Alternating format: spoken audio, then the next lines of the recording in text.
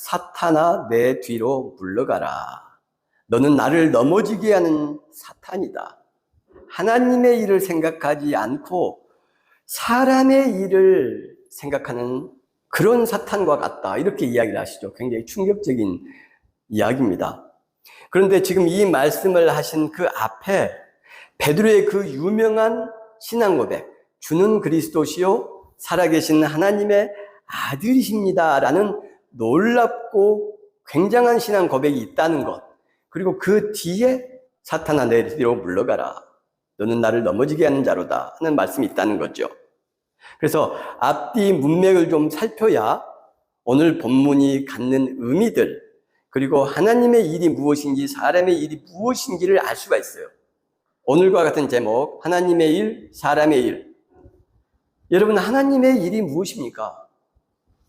여러분, 어렵게 생각하실 것이 없습니다.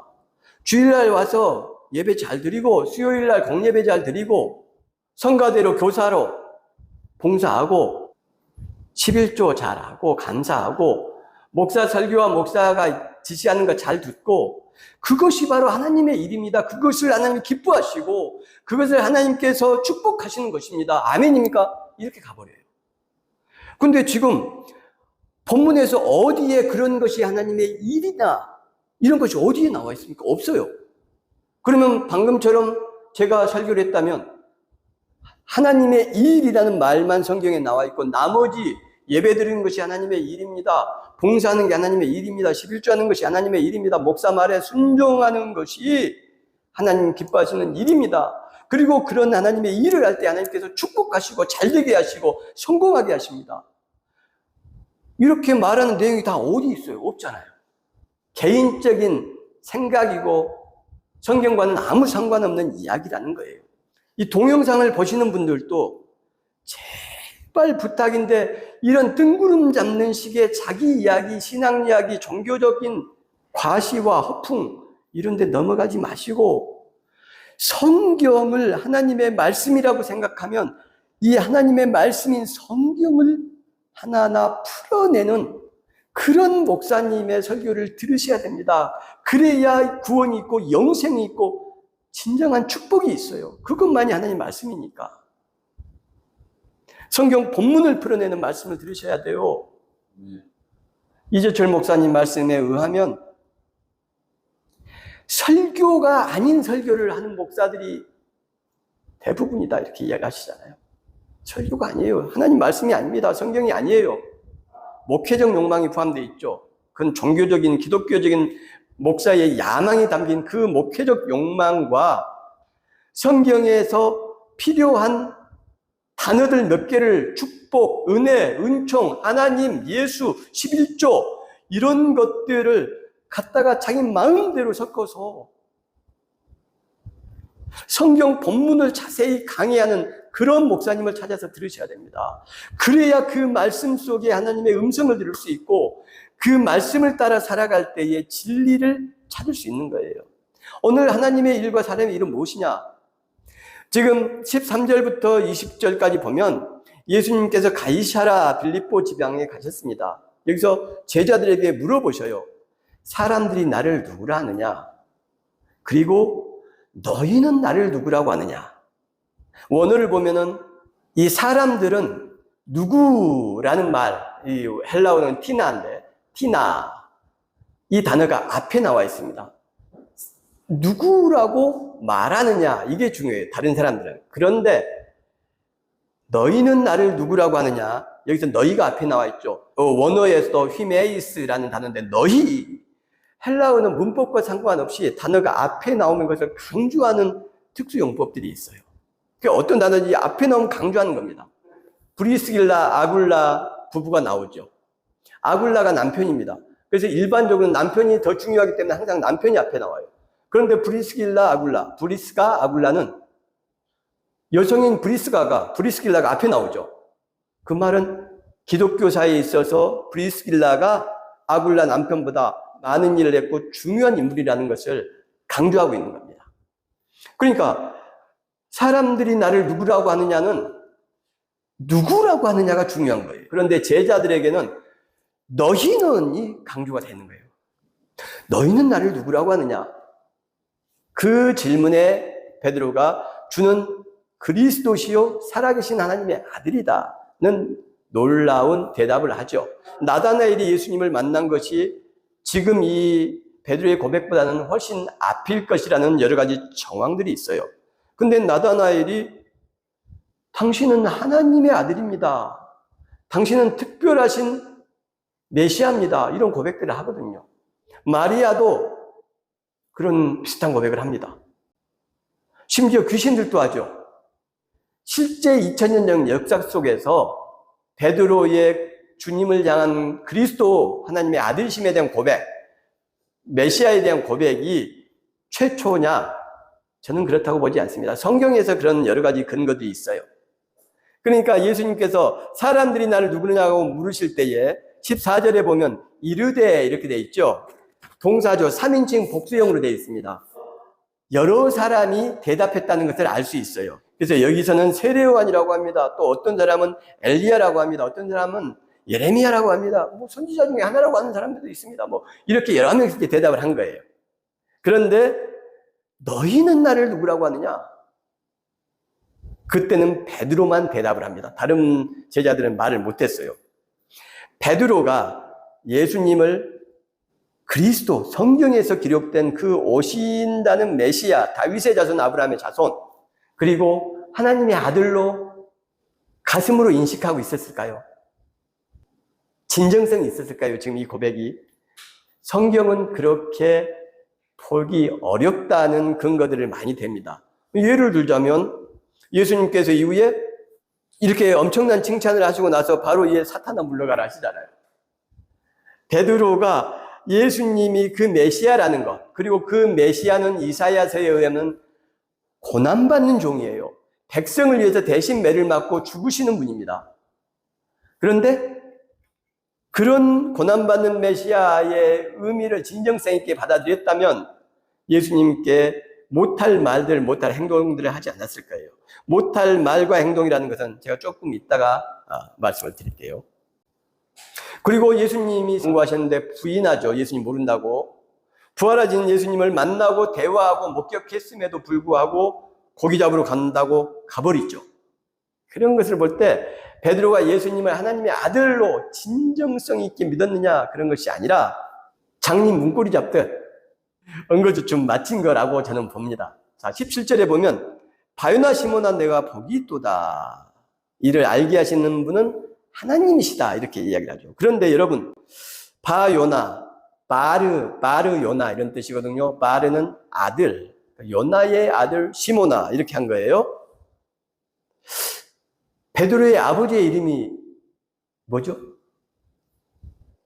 요한의 아들 시모나 이러죠. 요나의 아들 시모나 아니죠. 요한의 아들 시모나, 내가 다른 사람보다 나를 더 사랑하느냐.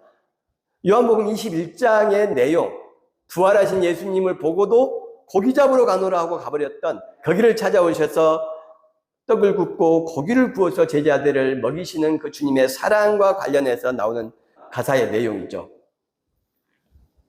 요나가 아니라 요한이에요. 근데 이 바요나, 요나라고 돼 있잖아요. 이상하죠.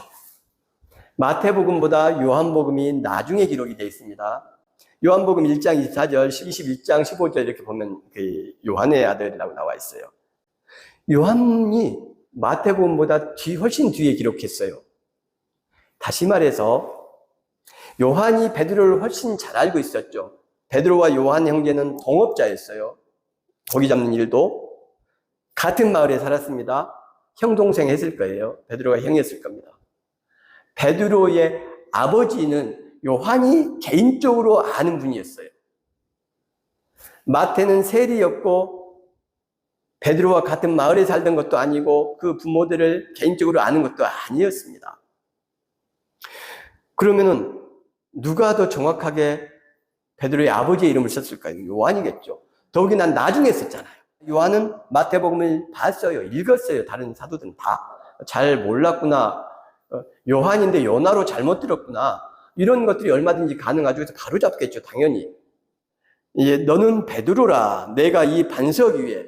베드로는 돌, 이란 뜻이고, 반석이란 말은 베드로가 아니고 페트라입니다. 그러니까 페트로스가 돌, 베드로죠.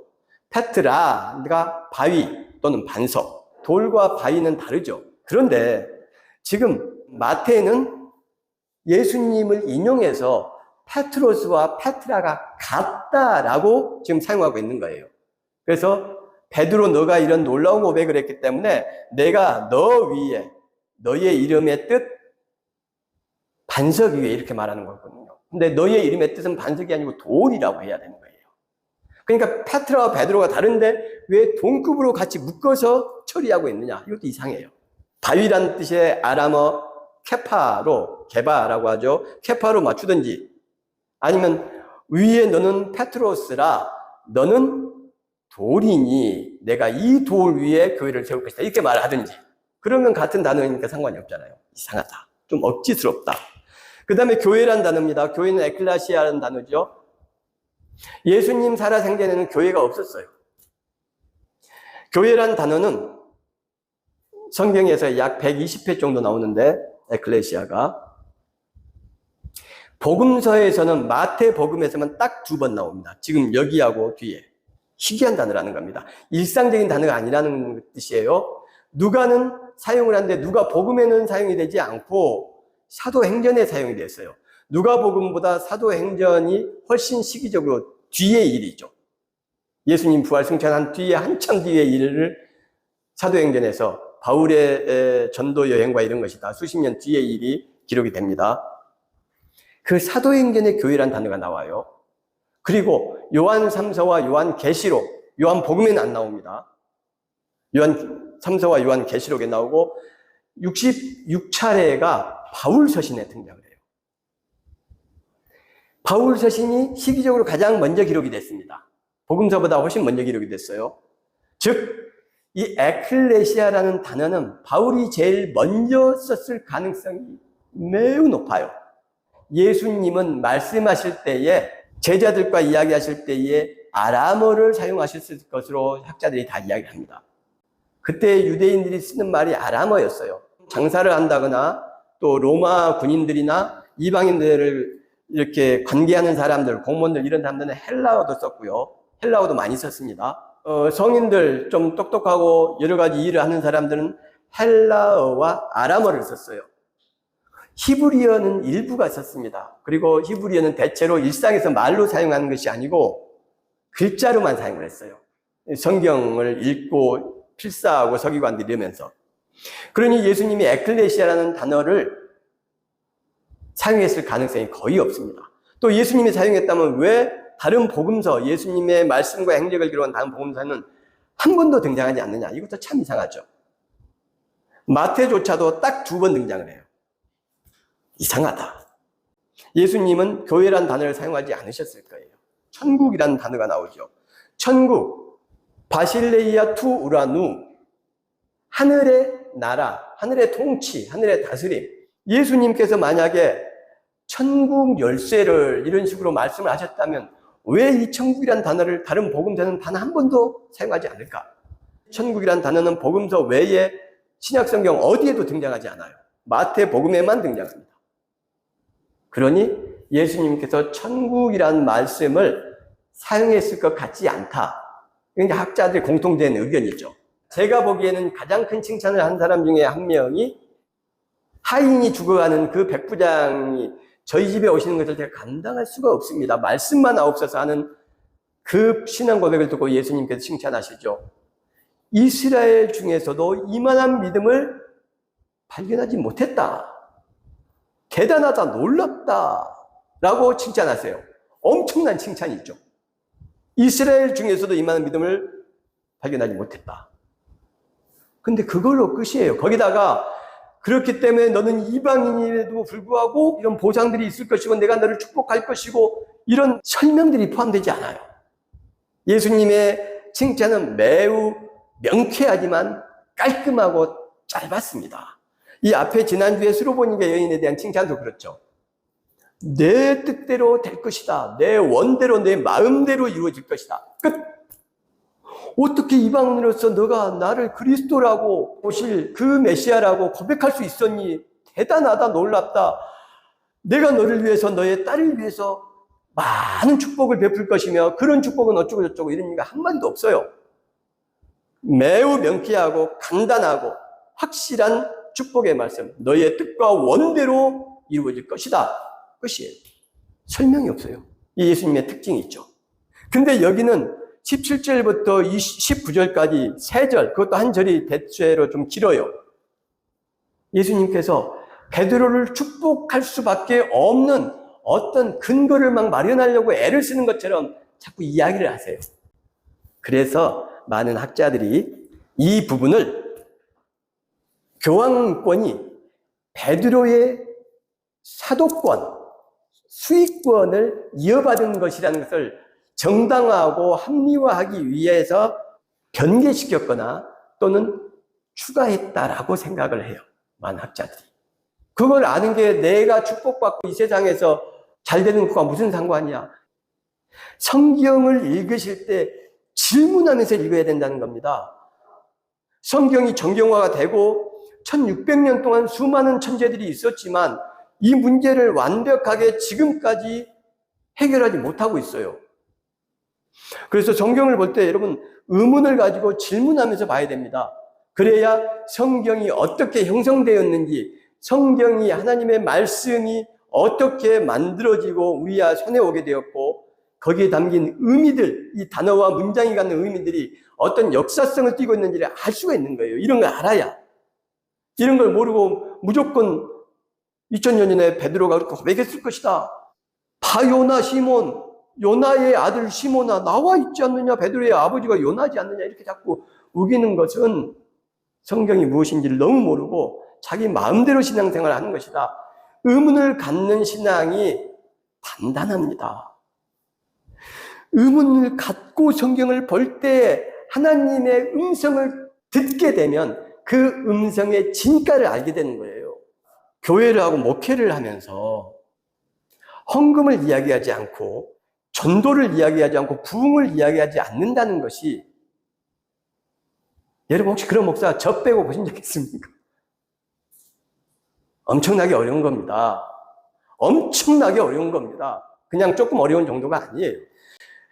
어떤 훌륭한 목사님들처럼 설교나 말씀에 탁월한 능력이 있으셔서, 이재철 목사님 같은 분들, 그래서 개척만 하면 많은 사람들이 그분의 인품과 말씀에 매료돼서 오는 그런 분들은 전도와 부흥을 이야기할 필요가 없죠. 그러나 우리 교회처럼 5명이 지금 예배 드리고 있는데 단 한 번도 전도는 신앙의 목적이 아닙니다. 사람이 신앙의 목적입니다. 사람은 수단이 될 수 없습니다. 하나님의 아들조차 수단이 되셨습니다. 사람을 위해서.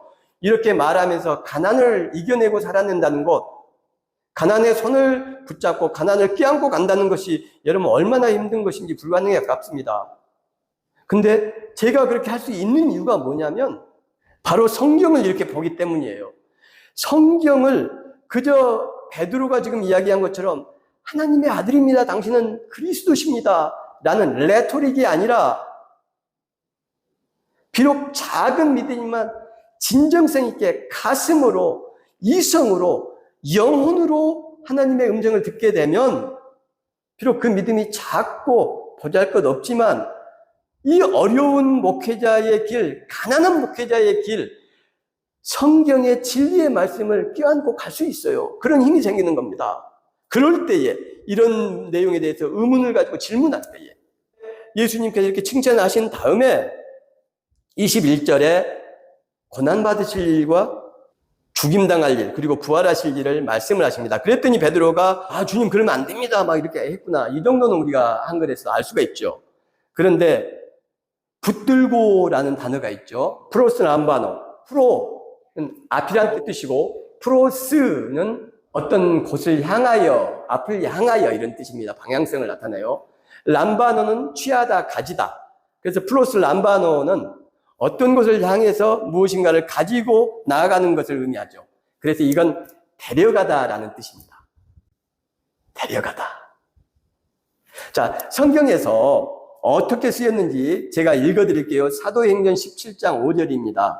유대인들은 시기하여 저작거리에 어떤 불량한 사람들을 데리고 때를 지어. 데리고. 그 다음에 사도행전 18장 26절 브리스길라와 아굴라가 듣고 데려다가 하나님의 도를 더 자세하게 풀어 이르더라. 여기서 또 데려다가. 로마서 14장 1절 믿음이 연약한 자를 너희가 받되 그의 의견을 비판하지 말라. 여기서 받되가 데려다가 플러스 람바노. 믿음이 연약한 자를 너희가 데려다가. 자, 이게 보니까 전부 데려가다라는 뜻이죠. 플러스 람바노가. 자, 그 다음에 항변하여 이렇게 돼 있죠. 붙들고 플러스 람바노 예수를 데리고 가서 항변하여. 항변하다 이 맛은 에피티마오라. 에피라는 것은 위라는 뜻이고 티마오는 팀의 가격, 능력, 명예 뭐 이런 뜻입니다. 그래서 티마오는 가격을 정하다 이런 뜻이에요. 그러니까 위에서 가격을 정해. 지금 가격이 잘못됐다는 것을 의미하는 거죠. 그래서 권위와 힘을 가지고 가격 그거 잘못됐어. 왜 그렇게 가격 정했니? 이 가격을 해야 돼. 이렇게 말하는 거죠. 위에서 가격을 정한다. 다시 말해서 꾸중하다라는 뜻입니다. 이게. 꾸중하다, 책망하다. 자, 성경에서 어떻게 쓰였는가 볼게요. 마태복음에서만 찾았습니다. 8장 26절 예수께서 바람과 바다를 꾸짖으시니 아주 잔잔하게 되거늘. 꾸짖으시니 에피티마오. 그 다음에 이에 예수께서 꾸짖으시니 귀신이 떠나가고 아이가 그때부터 나음에. 마태복음 17장 18절 말씀이고요. 예수께서 안수하고 기도해 주심을 바라고 어린 아이들을 데리고 오매 제자들이 꾸짖거늘. 예수님을 베드로가 꾸짖고 책망을 한 거예요. 지금 아이에게 잘못한 사람에게 이렇게 돼 있죠. 그러니까 이것은 동료나 윗사람에게 하는 이야기가 아닌 겁니다. 붙들고와 항변하여가 원어를 통해서 정확하게 드러났어요. 데리고 가서 제자들까지 함께 있었죠. 내가 이제 순환당하고 십자가에 죽게 되고 다시 부활할 것이다 했더니 선생님 잠깐 저 좀 보시죠.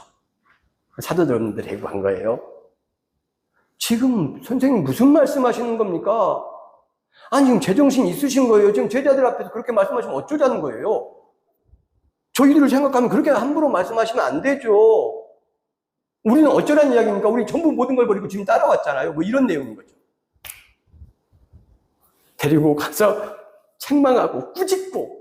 그랬더니 예수님께서 오늘 본문에 제목이 나오는 거예요. 사탄아 내 뒤로 물러가라. 휘파게 사탄아 떠나가라. 너는 나를 넘어지게 하는 자로다 하면서 하나님의 일을 생각지 않고. 자, 이제 하나님의 일이 뭡니까? 하나님의 일은 방금 예수님께서 말씀하신 21절 말씀이에요. 21절 한번 읽어볼게요. 시작. 이때로부터 예수 그리스도께서 자기가 예루살렘에 올라가 장로들과 대제사장들과 서기관들에게 많은 고난을 받고 죽임을 당하고 제3일에 살아나야 할 것. 그것이 하나님의 일. 그래서 죄로 고통받고 잘못된 종교적 올무에 묶여서 고통받는 이들에게 자유와 해방과 영생의 길을 열어주는 것. 그것이 하나님의 일이고 하나님의 뜻이고 하나님의 소원. 그걸 위해서 주님께서 이 땅에 오신 거죠. 그 하나님의 일을 위해서. 하나님의 아들이.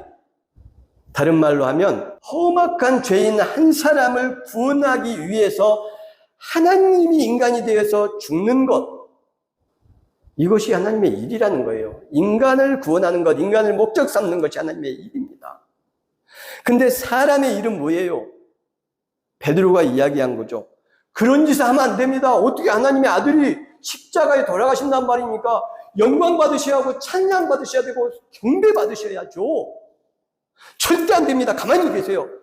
보좌에 앉아 계십시오. 저희가 찬양하겠습니다 하면서 너희들 뭐 하고 있어? 빨리 와. 바쁘다고. 너희들이 지금 하나님의 아들을 찬양해야지.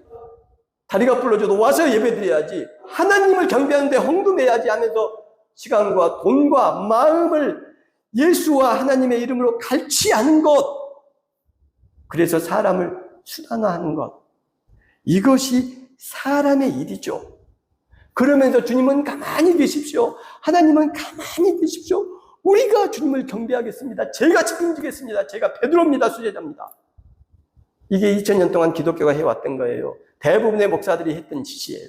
지금도 그 짓 하고 있어요. 사람의 일을 가지고 하나님의 일을 막아버리는 것. 주님을 따로 데리고 가서 프로스 람바노 하면서 에피티마오 하면서 꾸짖고 책망하는 것. 사람의 일을 가지고 정당성을 부여하고 예배와 전통과 예전을 가지고 사람을 옥죄고 수단화하고 고통스럽게 하고 그런 짓을 하는 것이 사탄이다. 1000명, 5000명 교회하는 큰 교회하는 큰 목사들 김사만, 오정현이는 예배다. 아닙니다. 하버드에서, 예일에서, 프린스턴에서 박사를 받는 신학자는 예배다. 아닙니다. 10억, 20억짜리 예배당을 건축한 그런 장로는 예배다. 아닙니다. 예수 그리스도의 제자, 주는 그리스도시요 살아계신 하나님의 아들이시라고 고백했던 수제자 베드로조차도 여지없이 주님 앞에 칭찬받았지만 이 말을 하는 즉시 사탄아 물러가라. 여러분, 어떤 일이 하나님의 일입니까? 24절, 25절에 나오죠. 누구든지 나를 따라오려거든 자기 일을 부인하고 자기의 생각 버리고 자기가 믿는 믿음 버리고 성경적인 믿음 가져야 된다는 이야기입니다. 거기에 하나님의 진실한 믿음이 있기 때문에 자기 십자가를 지고 예수를 따르는 겁니다. 예수님이 따라가신 길을 따라가는 것이고 예수님이 살아가신 방법을 살아가는 거예요. 너무나 쉬워요. 예수님의 사는 방법, 예수님이 가신 길이 뭡니까? 귀신 들린 사람 귀신을 쫓아내줬고 나병 고쳐줬고 도와주고 해결해 줬어요. 약자와 다른 사람을 돕는 것, 그것이 주님께서 하신 일입니다. 그리고 우리 약자들, 죄인들을 위해서 죽으신 것, 희생하신 것, 그게 주님의 일이에요. 다른 사람을 돌보고 보살피는 것이 하나님의 일인 것입니다. 예배 드리는 게 하나님의 일 아니에요. 예배 드리는 것은 하나님을 등자해서 사실은 나를 위하는 것이죠. 내가 예배 잘 드려서 천국을 가든 내가 예배 잘 드려서 하나님께 이 세상에서 복을 받든 간에 결국은 나의 욕망들이 거기에 도사리고 있습니다. 그러나 타인을 위한 예수 그리스도의 삶을 따르는 것이 진정한 제자의 길이고 그렇게 주님의 길을 따르는 사람만이 제 목숨을 얻을 것이고 27절에 주님께서 영광으로 천사들과 함께 올 때 그 예수님의 방식대로 살아간 사람, 이타적인 삶을 산 사람이 그 행한 만큼 하나님의 은혜와 축복과 기쁨과 영원한 행복을 누릴 것이다. 그런 축복의 주인공으로 이웃을 위한 삶을 살게 되시기를 주님의 이름으로 축복합니다.